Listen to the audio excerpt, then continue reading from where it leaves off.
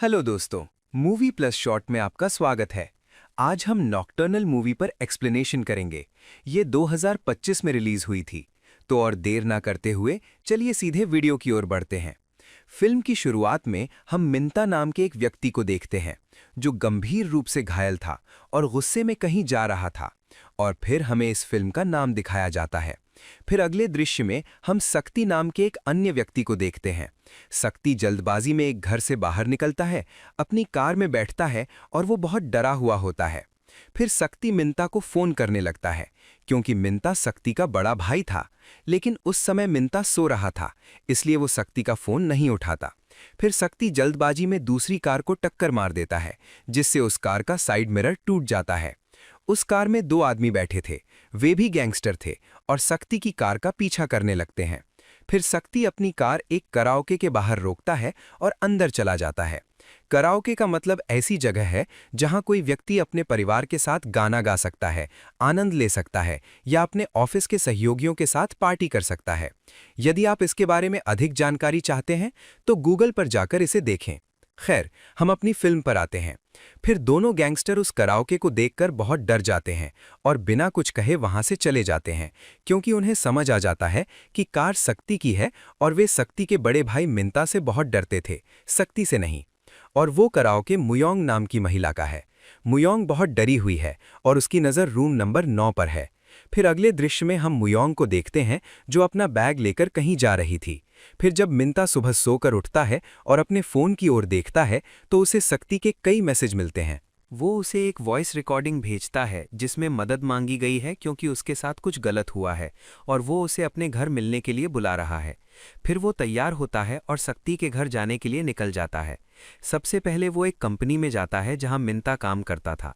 Company के खिलाफ विरोध प्रदर्शन चल रहा था क्योंकि उन्होंने बिना किसी कारण के अपने कुछ कर्मचारियों को नौकरी से निकाल दिया था और उन्हें वेतन नहीं दिया था। फिर मिंता कंपनी में घुसता है और वहां एक आदमी को पीटता है, उसे चाकू दिखाता है और अपना वेतन मांगता है।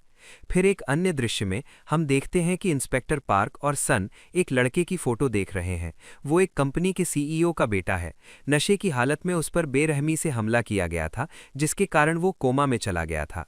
फिर हम देखते हैं कि मिंता शक्ति को फ़ोन करता है, लेकिन शक्ति फ़ोन नहीं उठाता, इसलिए वो उसे टेक्स्ट करता है। फिर अगले दृश्य में हम इंस्पेक्टर पार्क को देखते हैं जिनसे उनके वरिष्ठ अधिकारी मिलते हैं, जो इंस्पेक्टर पार्क को लड़के का मामला सुलझाने के लिए 3 दिन का समय देते हैं। लड़के के पिता मामले को जल्दी सुलझाने के लिए बहुत पैसा देने को तैयार थे और वो उस आदमी को चाहते थे जिसने उनके बेटे को बेरहमी से पीटा था। इंस्पेक्टर पार्क उन्हें शक्ति के बारे में बताते हैं जो घटना के समय लड़के के घर पर मौजूद था। हमने शक्ति को बहुत डरे हुए घर से भागते देखा था, तो ये फाइनल है कि शक्ति ने लड़के को मारा है। इंस्पेक्टर पार्क अपने सीनियर से कहते हैं, जब हम शक्ति को पकड़ेंगे तब हमें पता चलेगा कि उस रात क्या हुआ था। फिर हम मिंता को देखते हैं जो अपने भाई शक्ति के घर आता है और वहां तोड़फोड़ देखता है। फिर वो अपने भाई को फ़ोन करता है, लेकिन वो फ़ोन नहीं उठाता। मिंता शक्ति को लेकर चिंतित होने लगता है। फिर अगले दृश्य में हम इंस्पेक्टर पार्क को शक्ति के बारे में जानकारी जुटाते हुए देखते हैं, जहां उसे पता चलता है कि शक्ति एक महिला के साथ लिव इन रिलेशनशिप में था और उस महिला के बारे में भी कुछ पता नहीं चलता।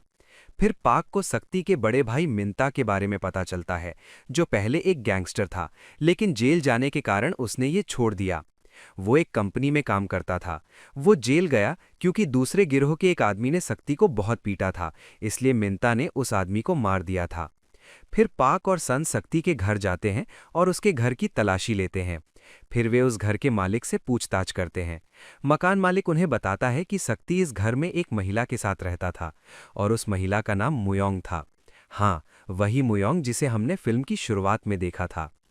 फिर पार्क वहां एक किताब देखता है। फिर मकान मालिक उन्हें बताता है कि शक्ति मुयोंग को बहुत पीटता था और हमेशा उसे चाकू से डराता था। मुयोंग की एक 8 साल की बेटी थी, इसलिए वो उसे बहुत पीटता था। इसी वजह से मुयोंग ने अपनी बेटी को अपनी सहेली के घर छोड़ दिया था। फिर पार्क मकान मालिक से शक्ति के बारे में पूछता है, क्या कोई यहाँ कुछ ढूंढने आया था? मकान मालिक कहता है, हाँ, उसका बड़ा भाई मिंता आया था। फिर मिंता शक्ति के बॉस चांगमो से मिलने आता है। मिंता पहले भी चांगमो के गिरोह में काम करता था, लेकिन उसने हाल ही में गिरोह छोड़ दिया था क्योंकि आप जानते हैं, उसे जेल जाना पड़ा था। खैर, कहानी पर वापस आते हैं। मिंता चांगमो से शक्ति के बारे में पूछता है। वो कहता है कि उसने ज़रूर कुछ गलत किया होगा और फिर कहीं छिप गया होगा। उसने ऐसा कई बार किया है। फिर मिंता चांगमो से दूसरे गिरोह के बारे में पूछता है। वो कहता है, तुम अब हमारे गिरोह में काम नहीं करते, इसलिए मैं तुम्हें कुछ नहीं बता सकता। वो उसे किसी के साथ पंगा न लेने के लिए कहता है, क्योंकि वो अब गैंगस्टर नहीं रहा। मिंता चुपचाप चला जाता है। फिर एक और आदमी जो चांगमो के गिरोह में भी काम करता था, उसे रोकता है और मिंता से कहता है, तुम्हें शक्ति को ढूंढना बंद कर देना चाहिए, क्योंकि उसने पहले ही हमें बहुत मुसीबत में डाल दिया है। मिंता कहता है ठीक है और चला जाता है। फिर जब मिंता एक रेस्टोरेंट में खा रहा था, तब एक युवक उससे मिलने आता है। वो वही आदमी है जिसकी कार का साइड मिरर शक्ति ने जल्दबाजी में तोड़ दिया था। मिंता युवक से शक्ति के बारे में पूछता है। युवक उसे बताता है, कल रात मैंने शक्ति को म्यूम के कराओके में देखा था। वो शक्ति को जाते हुए देखता है और फिर वो चला जाता है। अगली सुबह मिंता को बुलाकर पुष्टि की जाती है कि लाश शक्ति की है या नहीं। पार्क और सन भी वहां है। मिंता जब लाश के चेहरे से चादर हटाता है तो देखता है कि ये वास्तव में शक्ति की लाश है और उसकी गर्दन पर एक निशान है। शक्ति की लाश देखकर मिंता टूट जाता है। फिर हम एक फ्लैशबैक देखते हैं। शक्ति पहले बहुत मासूम था। वो मिंता से पूछे बिना कुछ नहीं करता था। मिंता ने ही शक्ति को चैंगमो की टीम में काम करने के लिए कहा था। ये सब याद करके मिंता बहुत दुखी होता है। फिर इंस्पेक्टर सन मिंता से म्यूम के बारे में पूछता है, लेकिन मिंता कुछ नहीं कहता। इंस्पेक्टर पार्क कहता है, क्या तुम इतना सब करने के लिए शक्ति के साथ जो हुआ उसका बदला लेने की सोच रहे हो? क्या तुमने ये किया है? मिंता सिर्फ कहता है, अगर आपके सवाल खत्म हो गए हों तो मैं जाना चाहता हूं। वो चला जाता है। वो एक ऐसे लड़के से मिलता है जिसके साथ उसने पहले भी कई बार काम किया है, जो चैंगमो के गिरोह में भी काम कर चुका है। उसका नाम ब्योंग-क्यू था। मिंता फिर ब्योंग-क्यू से कुछ दिनों के लिए अपने साथ काम करने के लिए कहता है, लेकिन ब्योंग-क्यू सीधे मना कर देता है। मिंता जाने लगता है। फिर ब्योंग-क्यू उसे रोकता है और पूछता है, क्या शक्ति सच में मर गया? मिंता हाँ कहता है। फिर मिंता दूसरे गिरोह के सदस्य से मिलने जाता है। वो उस गिरोह के एक सदस्य को पीटता है। तभी और लोग आते हैं और मिंता अकेले ही उन सबको मार देता है।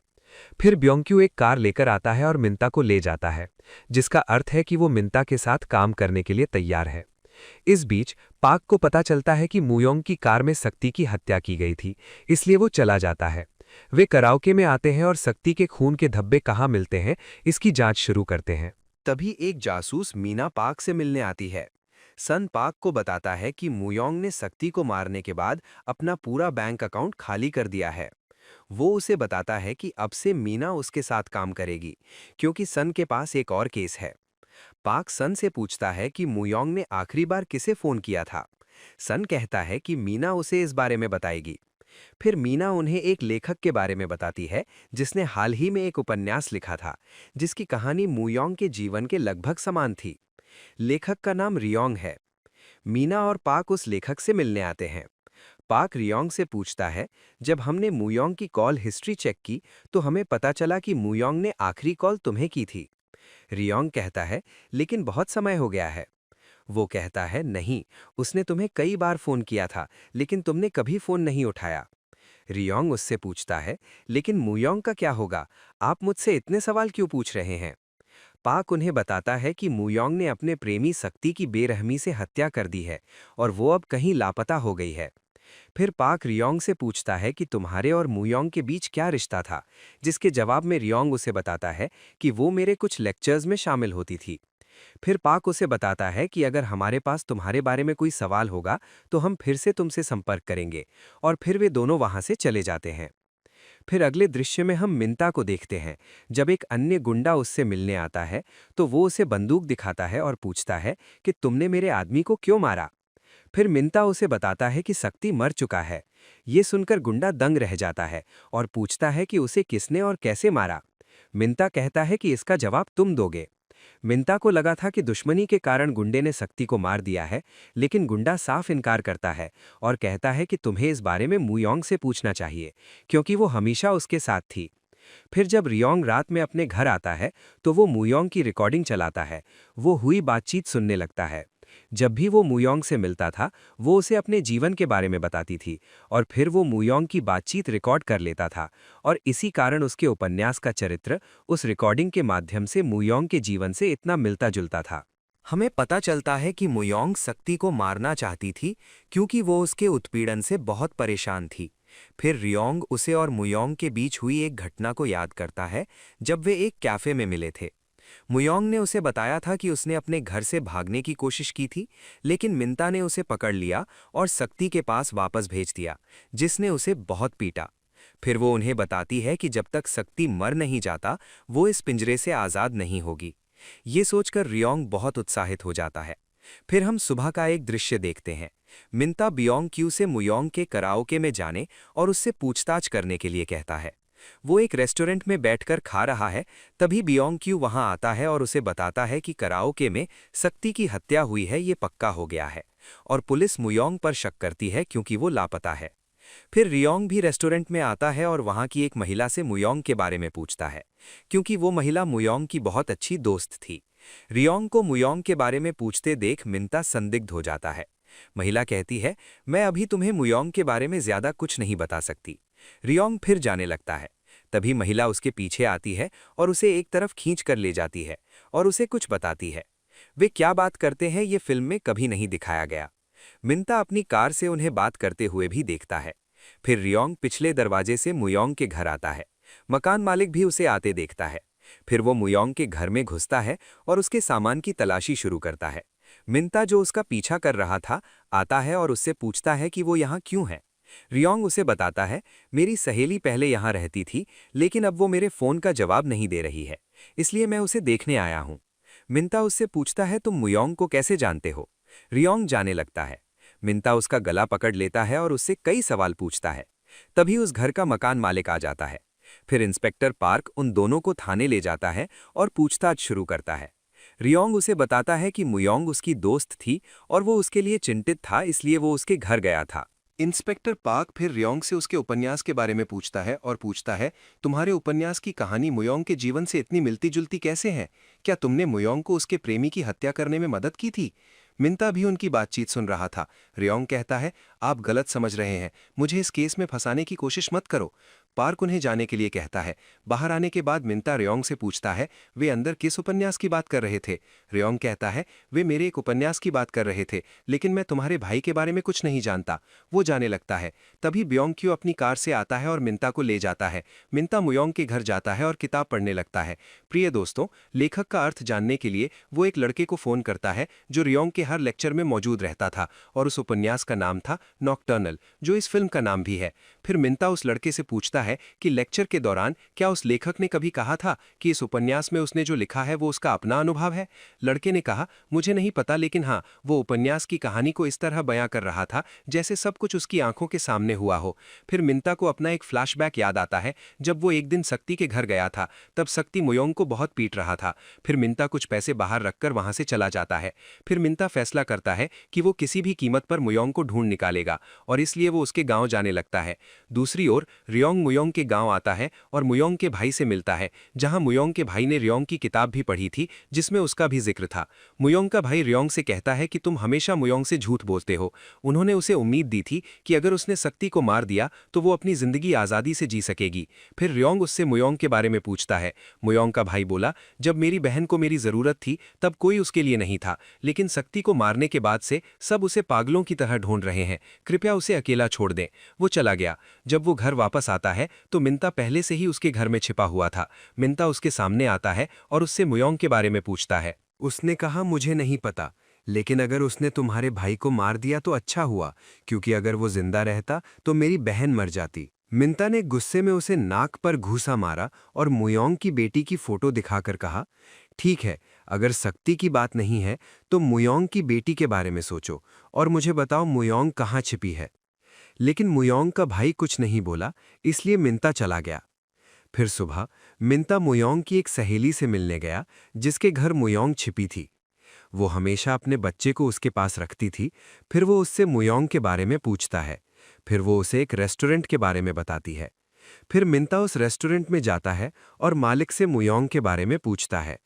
वो महिला कहती है कि मैं इस महिला के बारे में कुछ नहीं जानती, लेकिन वो महिला और उसका पति बहुत डरे हुए थे। फिर मिंता दूसरे दरवाजे से उस रेस्टोरेंट में एक लड़की को देखता है। मिंता जब रेस्टोरेंट पहुंचता है तो उसे शक होता है कि मुयोंग एक कमरे में छिपी है।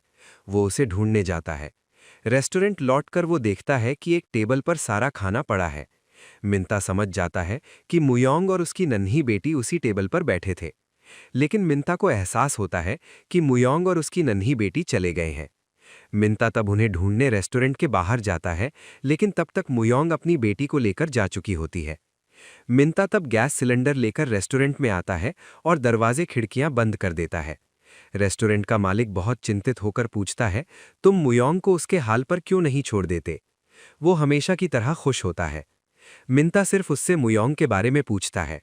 महिला कहती है, उसने मुझसे कहा था कि वो एक खास दोस्त से मिलने जा रही है। एक अन्य दृश्य में हम मुयोंग को अपनी बेटी के साथ बस में बहुत परेशान देखते हैं। शक्ति की मौत के बाद भी वो पूरी तरह आज़ाद नहीं थी, बल्कि कई लोग उसे ढूंढ रहे थे। मिंता फिर एक लाइब्रेरी में आता है और उसी लड़के से मिलता है जो रियोंग के हर लेक्चर में शामिल होता था। मिंता उससे रियोंग के उपन्यास की महिला मुख्य पात्र के बारे में पूछता है। पति को मारने के बाद वो कहाँ गई थी? लड़का उसे बताता है कि महिला मुख्य पात्र अपने पति को मारने के बाद कोरिया छोड़कर चली गई। मिंता उससे पूछता है कि क्या वो किसी कारण से कोरिया छोड़कर नहीं गई थी। लड़का कहता है कि फिर महिला मुख्य पात्र वहां जाएगी जहां वो अपने पति से मिलने से पहले रहती थी। तब मिंता को याद आता है कि मुयोंग अपनी सहेली के घर रहती थी और उसका एक रेस्टोरेंट था। दूसरी ओर मुयोंग की कार में मीना और पार्क को मुयोंग और रियोंग की एक रिकॉर्डिंग मिलती है, जहां मुयोंग मिंता का भी जिक्र करती है और कहती है, शक्ति की मौत के बाद क्या तुम्हें लगता है मिंता मुझे आसानी से रहने देगा? फिर मीना उन्हें मिंता और रियोंग की लोकेशन ट्रैक करने के लिए कहती है। तभी वे मुयोंग तक पहुंच पाएंगे। फिर हम मिंता और ब्योंगक्यू को देखते हैं। ब्योंगक्यू मिंता से पूछता है, अगर मुयोंग ने शक्ति को मारा है तो तुम उसका क्या करोगे? मिंता कहता है, मैं भी उसे मार दूंगा। फिर मिंता मुयुंग की सहेली के रेस्टोरेंट में आता है, जहां उनकी मुलाकात एक महिला से होती है। मिंता तुरंत मुयुंग को ढूंढने लगता है, लेकिन उसे मुयुंग कहीं नहीं मिलती। फिर एक महिला उसके पास उसका ऑर्डर लेने आती है और मिंता मुयुंग के बारे में पूछता है। महिला अज्ञानता का नाटक करते हुए कहती है, मैं मुयुंग नाम के किसी व्यक्ति को नहीं जानती। फिर दो आदमी आकर मिंता से लड़ने लगते हैं। मिंता उन दोनों को बेरहमी से पीटता है, यहाँ तक कि उनकी एक चाबी भी तोड़ देता है। ये देखकर रेस्टोरेंट की महिला आतंकित हो जाती है। ठीक तभी रियोंग मुयुंग को ढूंढने रेस्टोरेंट आता है। मिंता उसे देखकर हैरान रह जाता है। फिर रेस्टोरेंट की महिला मुयुंग को मैसेज करके कहती है, मिंता और रियोंग यहाँ आए हैं, यानी उसने मुयुंग को अपने घर में छिपा रखा है। रियोंग उसे मुयुंग को मैसेज करते हुए देख लेता है। फिर मिंता रियोंग से पूछता है, तुम्हें क्यों लगता है कि मुयुंग ने मेरे भाई को मारा है? रियोंग कहता है, क्या तुम वाकई नहीं जानते कि तुम्हारे भाई ने मुयुंग और उसकी बेटी के साथ क्या किया? ठीक तभी वहां काम करने वाली एक महिला आकर रेस्टोरेंट के मालिक से मदद की गुहार लगाती है। रेस्टोरेंट का मालिक उसे चुप रहने के लिए कहता है, क्योंकि मुयुंग वापस आ गई है।